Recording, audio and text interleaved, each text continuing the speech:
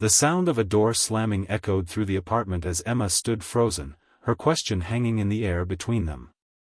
The look in David's eyes wasn't what she had anticipated, not anger, not desire, but something far more complex. "I can't give you what you're looking for," he finally said, his voice barely above a whisper. But what Emma was looking for wasn't what he thought at all, and the misunderstanding that unfolded that night would change both their lives forever.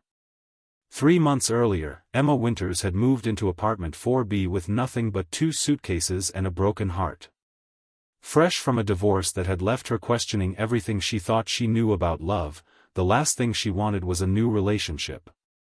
Especially not with the single father next door whose daughter's laughter filtered through the thin walls every weekend, a painful reminder of the family she'd never had. David Chen hadn't smiled, really smiled, in almost 2 years, not since his wife's sudden death left him raising their daughter Lily alone. Between his demanding job as an architect and being a full-time dad, dating wasn't even on his radar.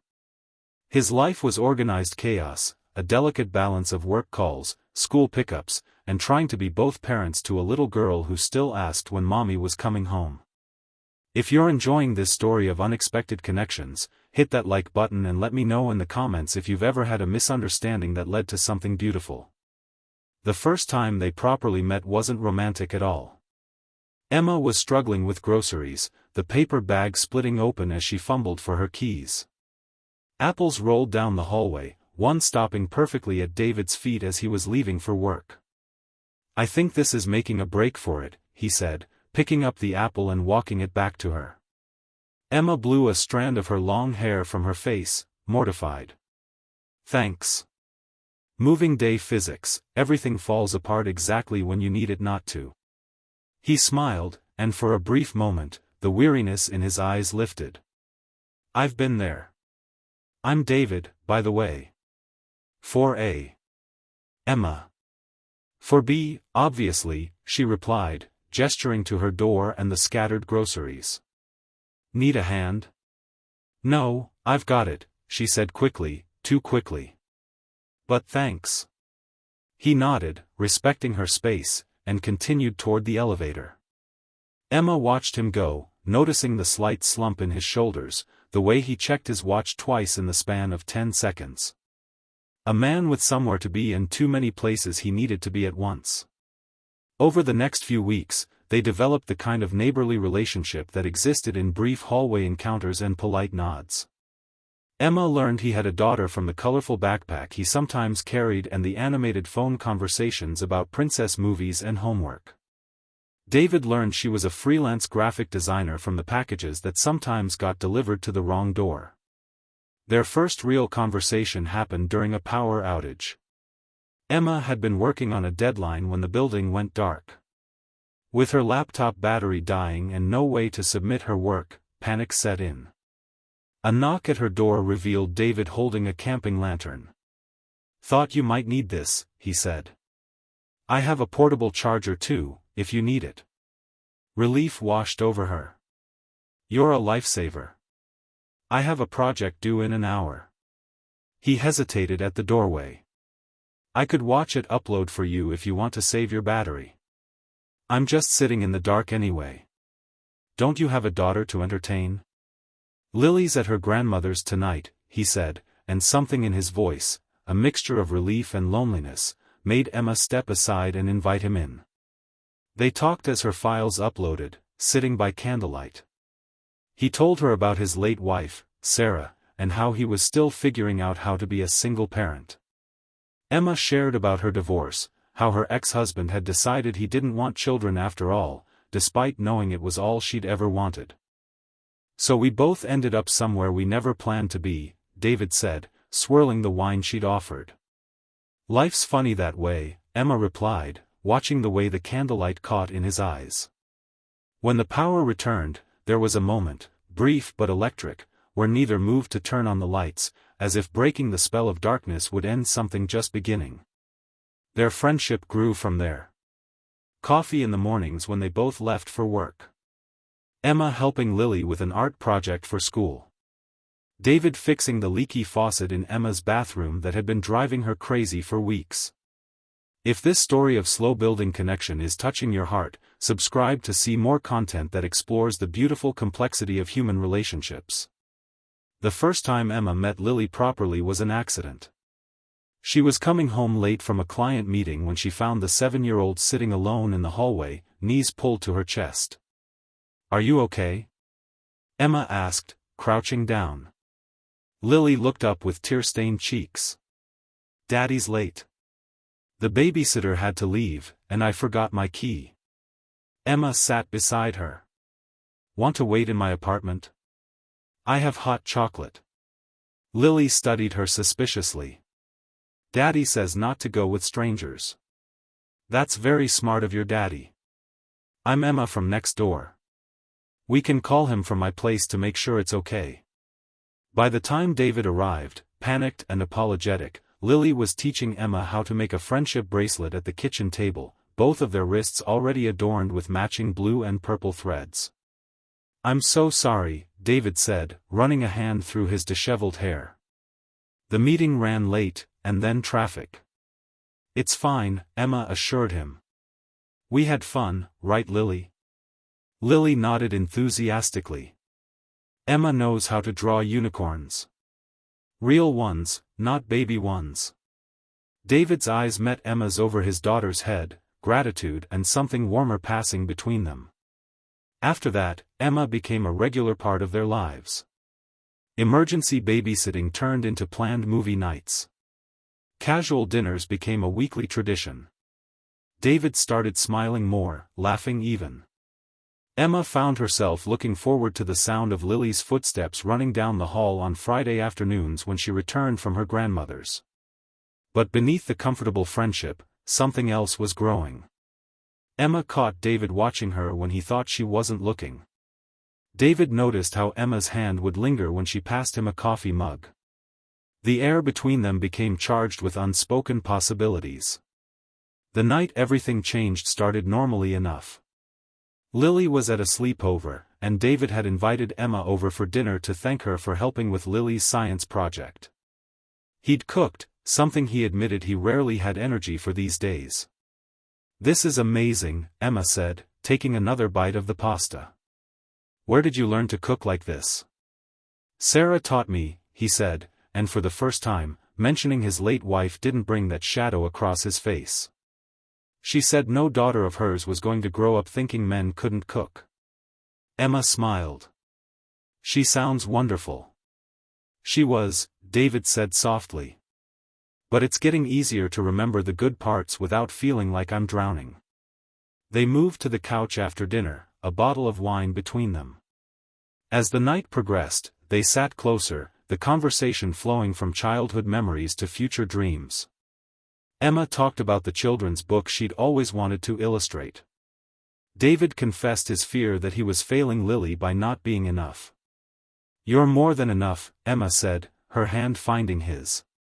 "Lily adores you." "Sometimes I feel like I'm just keeping my head above water," he admitted. "Before you moved in, I was barely managing. Having you around, it's made things lighter somehow." The moment hung between them, heavy with implication. Emma's heart raced as David's eyes dropped to her lips, then back to her eyes, asking a silent question. Their first kiss was tentative, a gentle exploration. When they pulled apart, David's expression was a mixture of wonder and fear. "I didn't plan for this," he whispered. "Neither did I," Emma replied, her fingers tracing the line of his jaw. The second kiss was deeper, years of loneliness and longing pouring into the connection between them. David's hands tangled in Emma's long hair as she pressed closer, feeling the steady beat of his heart against her palm. If this moment of vulnerability and connection moves you, please hit like and share this video with someone who might need to be reminded that second chances at love are possible. They spent hours talking after that, curled together on the couch, discussing what this meant for them, for Lily, for the careful balance they'd all established. They agreed to take things slowly, to be thoughtful about how and when to involve Lily. But life rarely follows careful plans. 2 weeks later, Emma was at David's apartment helping Lily with homework when the little girl looked up suddenly. "Do you love my daddy?" she asked with the direct simplicity only children possess. Emma froze, caught off guard. I care about your daddy very much. But do you love him like in the movies? Because he looks at you the way Prince Eric looks at Ariel. David, who had been in the kitchen, appeared in the doorway, his face a mixture of embarrassment and amusement. Lily, that's not. It's okay, Emma interrupted. Yes, Lily, I think I might love your daddy like in the movies. Is that okay with you? Lily considered this seriously. Will you still help me with art projects? Of course. And you won't make daddy sad like when mommy went to heaven? The room went still. David crossed to his daughter, kneeling beside her. Lily, what happened to mommy wasn't anyone's fault. And no one can promise they'll never make someone sad. But I promise to always care about both of you, Emma added gently. Even when things are hard. Lily nodded, apparently satisfied, and returned to her homework as if she hadn't just facilitated one of the most important conversations of their relationship. Later, after Lily was asleep, David pulled Emma close. I should have been the one to tell you first, but I do love you, Emma. I love you too, she whispered back, the words both terrifying and freeing. The months that followed were a beautiful adjustment as they built their relationship while navigating the complexities of blending their lives. There were difficult moments, the first time Emma disciplined Lily and worried she'd overstepped, the night David had a panic attack after Emma rearranged his kitchen, the awkward dinner with David's in-laws who weren't ready to see him with someone new. But there were more wonderful moments, Lily asking Emma to help with her mother-daughter event at school, David supporting Emma when she finally quit her corporate job to focus on children's book illustration, the three of them painting the spare room in David's apartment together, more laughter than those walls had heard in years. Which brings us back to that night, 6 months into their relationship, when Emma stood in David's doorway with a question that had been building inside her for weeks. Is there space left in your bed? She asked, her voice trembling slightly. David froze, his expression unreadable. For a terrible moment, Emma thought she'd misunderstood everything between them. I can't give you what you're looking for, he finally said, his voice barely above a whisper. Emma's heart sank. I'm sorry, I thought. No, David interrupted, reaching for her hand. I mean, I can't give you just space in my bed. He pulled her inside, closing the door behind them. I want to give you everything, space in my home, in my life, in my family. He led her to the living room where Lily sat cross-legged on the floor, surrounded by craft supplies, a handmade banner spread before her that read, Will you stay forever? We've been planning this for weeks, David explained, his voice thick with emotion. I was going to ask you tomorrow, but... Ask me what? Emma whispered, though she already knew, her heart expanding with joy. David knelt down, taking her hands in his. Emma Winters, will you marry me? Will you be my wife and Lily's mother and make our family complete? Tears streamed down Emma's face as she nodded, unable to speak. Lily launched herself at them both, creating a tangle of arms and tears and laughter. So, David said later, when Lily had finally gone to bed after exhausting herself with excitement, about that space in my bed. Emma laughed, pulling him close. I think I'd like to claim it now, if that's okay. More than okay, he murmured against her lips. It's been waiting for you all along. If this story touched your heart, please like, subscribe, and share it with someone who might need a reminder that love can find us in the most unexpected places, often when we've stopped looking for it. 2 years later, Emma sat on their balcony, watching David chase Lily and their new puppy around the park across from their new house. Her sketchbook was open on her lap, the illustrations for her third children's book taking shape, a story about a little girl, her dad, and the neighbor who became family. Life wasn't perfect. There were still days when Lily missed her birth mother, when David withdrew into grief, when Emma questioned her place in their story. But those days grew fewer as they built their life together, creating new traditions while honoring the past.